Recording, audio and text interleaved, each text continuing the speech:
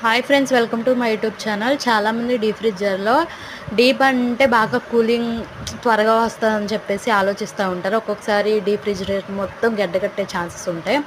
Season బట్టి మనం temperature పెట్టేసుకొని అలా పెట్టేసుకోవడం వల్ల ఏంటంటే ఎప్పుడు ఎలా ఉండాలో అలాగే ఫ్రిడ్జ్ అనేది నార్మల్గా ఉంటుంది.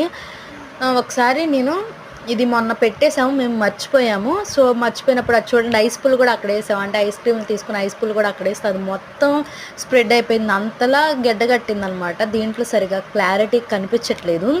నేను ఆ స్నో మొత్తం ఇట్లా రఫ్ చేస్తాను చూడండి, ఎంత స్నో వచ్చేస్తుందో. అసలు చాలా ఇట్లా డోర్ మళ్ళీ వేయటానికి కూడా కుదరట్లేదు, అంత ఇదైపోయింది, బాగా గట్టిగా పట్టేసేసింది ఫ్రిడ్జ్. సో అలాంటప్పుడు మనం ఏం చేయాలంటే వీక్ కానీ మంత్కి ఒకసారి కానీ, కుదిరితే వీక్లీ చేసుకోవచ్చు. కుదరని పక్షంలో మంత్కి ఒకసారైనా సరే మనకి అక్కడ ఆన్ ఆఫ్ బటన్ అనేది ఆప్షన్ ఇస్తారు కదా ఫ్రిడ్జ్లకి. అలా ఇచ్చినప్పుడు ఏం చేయాలంటే మనం కన్ఫామ్గా వాటర్ అనేది మనం తీసేయడం అనేది జరగాలి.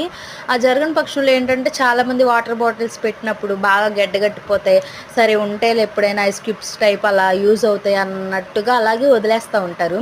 అలా వదిలేసినప్పుడు కొన్ని ఏంటంటే బ్లాస్ట్ అవుతూ ఉంటాయి, కొన్ని మామూలు నార్మల్గానే ఉంటాయి. అంటే త్వరగా యూజ్ చేసే వాళ్ళకి ఏం ప్రాబ్లం లేదు.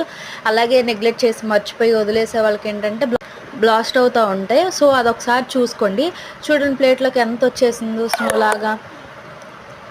ఇలా జరగకుండా ఉండాలంటే వీక్లీ కానీ మంత్ కానీ ఒక్కొక్కసారి కన్ఫామ్గా మనం అది వాటర్ అనేది తీసేసుకుంటా. ఫ్రిడ్జ్లో ఆన్ ఆఫ్ బటన్ ఆన్ చేస్తే మనం ఆటోమేటిక్గా ఆఫ్ చేసేసామనుకో, అది వాటర్ అనేది మనకి ఫ్రిడ్జ్ వెనకమాల డోర్లోకి వచ్చేస్తే అవి మనం ఒక్కొక్కసారి తీసేసుకుంటూ ఉండాలి. లేకపోతే చిన్నపిల్లలు కానీ లేకపోతే మనమే పెద్దవాళ్ళం కానీ ఒక్కొక్కసారి అది టచ్ చేసినప్పుడు ఆ వాటర్కి దీనికి ఏంటంటే కరెంట్ షాక్, ఎర్త్ అలాగా సడన్గా టచ్ అయినప్పుడు అలా వస్తూ ఉండిద్ది.